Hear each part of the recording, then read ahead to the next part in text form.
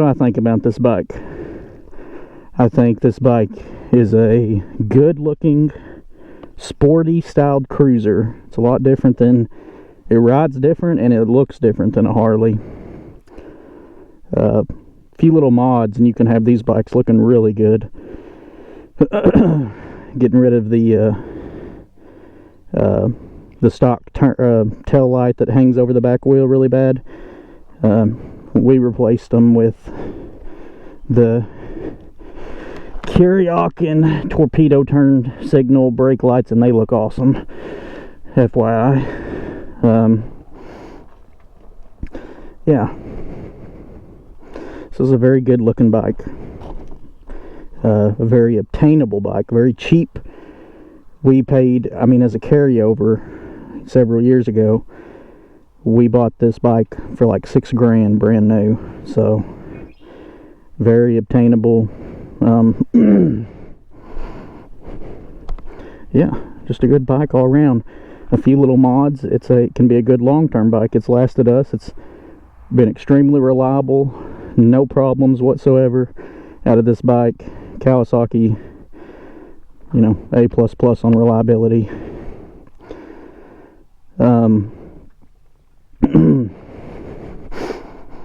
I like on this bike particularly, it's a 2016 model. I was attracted to the green lips on the wheel, the accents on the green stripe on the tank. The green shock looks awesome, which we installed different levers that matched it pretty good actually, and put some different signals and junk on it. Well, let's fire it up, see what it sounds like. If I can find the starter button. We also put an LED headlight. The stock headlight is really dim. LED headlight totally changes it. Doesn't have that Harley thump that you would typically get out of a cruiser, which is okay, because when you get this bike you should expect that. It has a sport bike engine in it. It's a 650cc, but being only 650cc, this thing can move, especially for a cruiser. Let's see what it sounds like.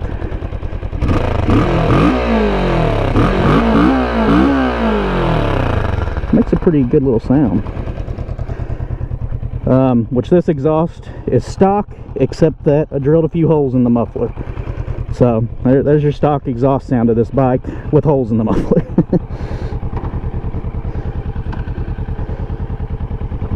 I always carry on about how I don't like this bike, or I don't. It's not that I don't like this bike.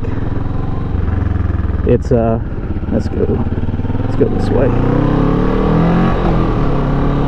This is a great bike. This is a great, probably the best all-around beginner bike, and maybe one of the best all-around cruiser bikes out there in this price range, if you want a little bit of performance. But this bike, when you get on it, even though it's labeled a cruiser, it does not ride like a cruiser. It rides more like a standard, I think, but with a sport bike engine. That's one of the things that makes this bike unique.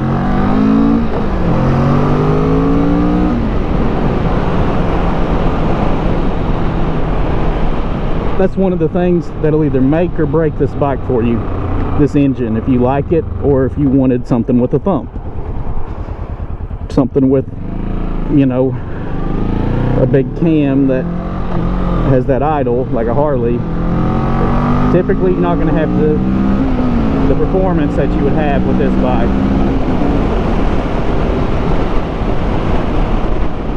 But this bike will out of handle any Harley. No doubt about it. And I like Harley. I want Harley to do good, but they're just different bikes. This is not anything like a Harley. I mean, you can ride around with Harley and fit in with the cruiser crowd on this, yeah. But if it comes to outperforming them on the twisties, there's no doubt. If you're a good rider, this bike's going to smoke all the Harleys out right now. Yeah. And I'm talking stock versus stock. I'm not talking somebody that's modified a Harley and put 20 grand into it to make it be able to turn. But, you know.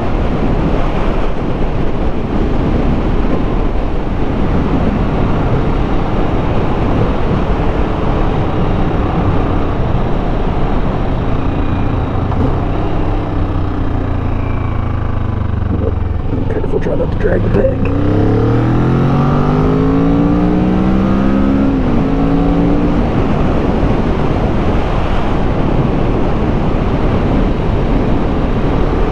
This bike, very agile, very flickable. I mean, just awesome. Easy to manipulate. That's a big thing.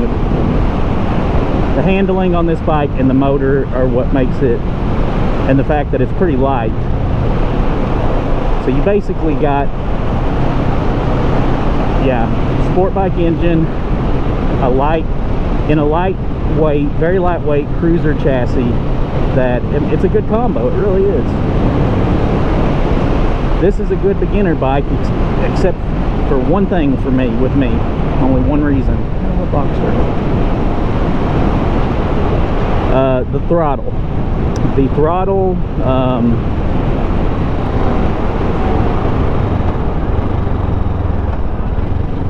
The throttle has kind of, which I think this is inherent of just Kawasaki in general, and I may be wrong, but I think I've heard other people say it. The throttle has for a very beginner rider that's never rode anything, the throttle has a jerky on and off transition, about maybe a quarter second or so, where you'll twist that throttle and it doesn't kick in, then all of a sudden it kind of kicks, so you pull a little more and it all of a sudden kicks in and kind of scares you a little bit, because you weren't expecting it to just kind of turn on and go.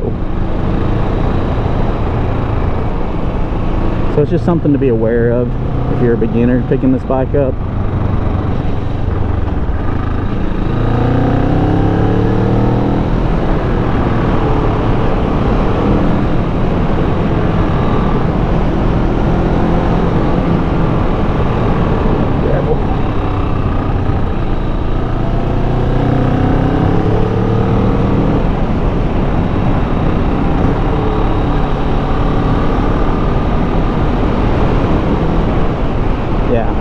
Anyways, we've owned it almost 6,000 miles that we put on this bike, me and my wife. Probably about 5,000 or so of those are mine. So I have a pretty good feel for the bike. Let's see. I would say, you know, my gripes with this bike, this is for me, the stock seat, which this has that ergo fit set up. I don't think it matters which seat you get. If you get this bike and you want it long term, I would upgrade the seat. For this bike, that's going to be expensive. You're looking at $500–600 unless you can find a used one. But if you find a used one, you better nab it quick, because the other Vulcan owners are going to be going after it probably. Yeah, either a Corbin or Core seat, because after 40 minutes, 45 minutes, my butt starts going numb on this bike.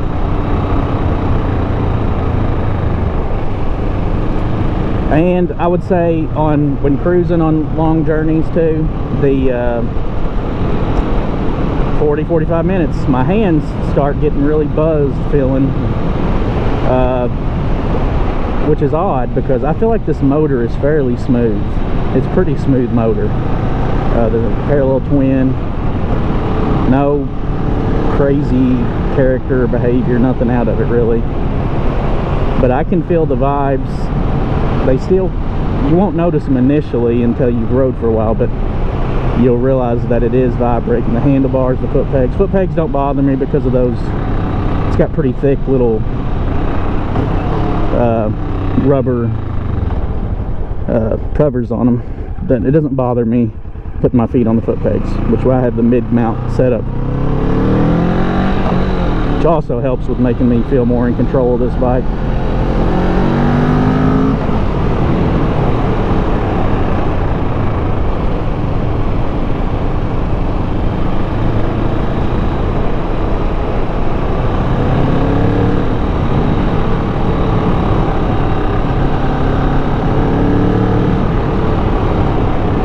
So yeah, more than likely, you don't have to, but that's what I got. These Kawasaki grips and bar ends for this bike. They do a pretty good job. I would possibly recommend the grip puppies. They may do just as good. I'd say these are better, but this is also for somebody with a bigger hand. You got a small hand, you're probably not going to like the Kawasaki ISO grips.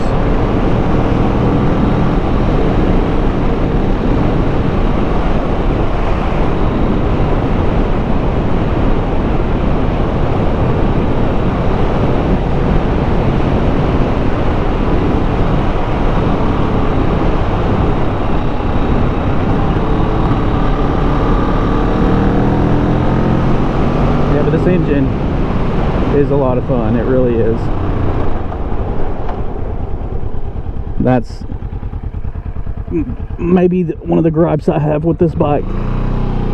Is it's so weird because it's going to sound like it contradicts itself.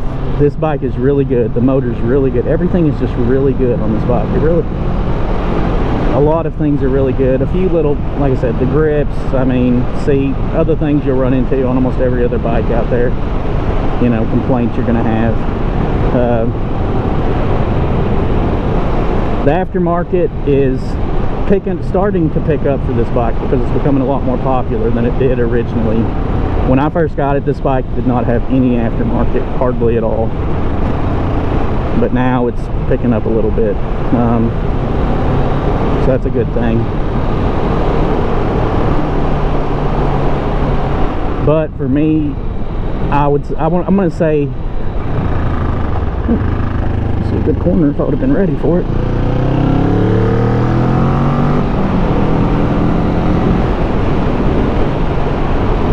This bike is very stable on highway rides. I mean, at the long wheelbase, you know, pretty good sized tires, not huge, but good, big enough.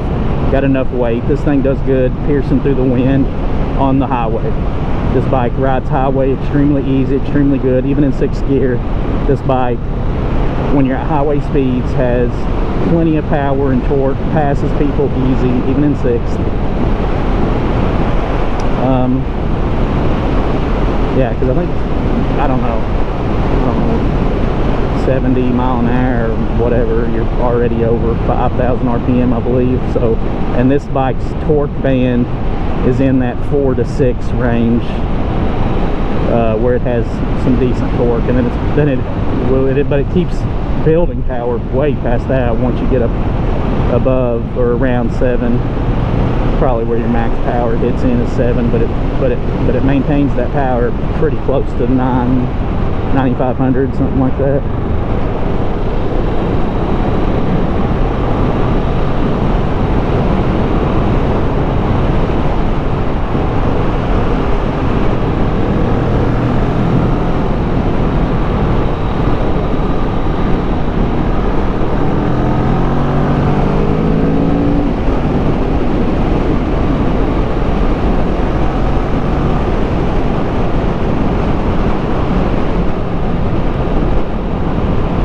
Great motor, unbelievable handling. This bike handles so daggone good. That's one of the funnest parts about it, is the combination of handling with the motor. This bike is a good package. It really is.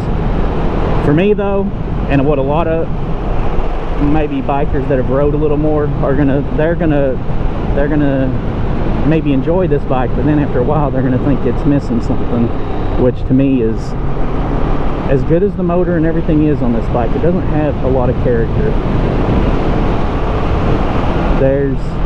The motor sound is not bad, but it's not unique and fantastic.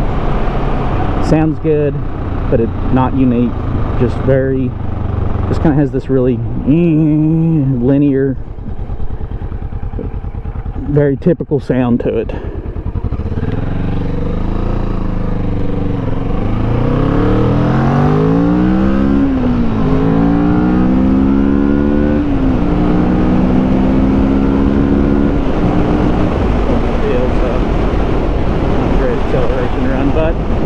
It goes pretty good. It's not a super fast bike, but it's quick. It definitely is quick.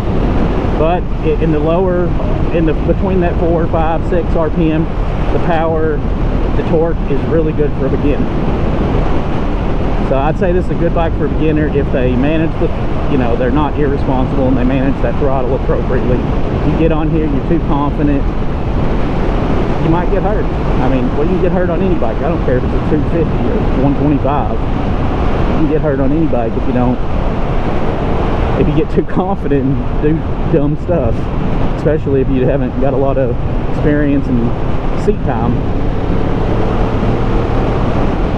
But yeah, not a lot of character in the motor.